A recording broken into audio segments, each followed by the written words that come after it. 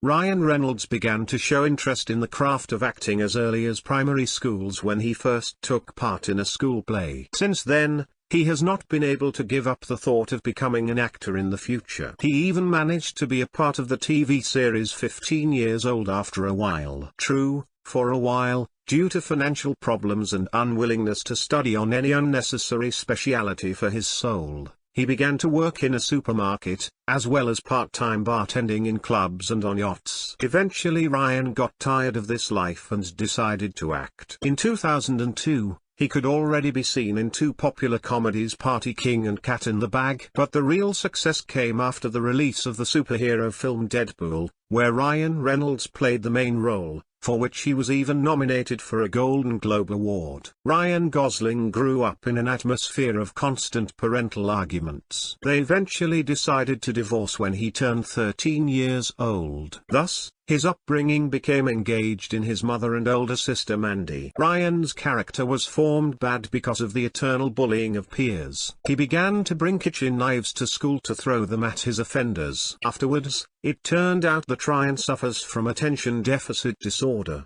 because of which he was later transferred to homeschooling. His mother decided to let her son's energy in the right direction, enrolling him in the Mickey Mouse Club, from which his career as an actor began. In 1995, he first debuted in the film Are You Afraid of the Dark? After 3 years, he got the lead role in the Disney series The Youth of Hercules, and in 2001 he was able to show all the facets of his talent in the drama Fanatic. But his particular popularity brought him melodrama Diary of a Memory, filmed on the novel by Nicholas Sparks. Then followed the film Drive, The Place Under the Pines and La La Land. Finn Wolfhard grew up in a creative family, where his father was a writer and screenwriter. On his mother's side, he is also related to the famous silent film actress Rita Jolivet. In 2014, he made his debut in the television series The 100, and a short time later he appeared in an episode of Supernatural. In 2016, he got the role of Mike Wheeler in the TV series Very Strange Things, which brought him worldwide fame. A year later, Finn played one of the main roles in the film It, strengthening his position in Hollywood. Alexander Ludwig was born to Harold Horst Ludwig,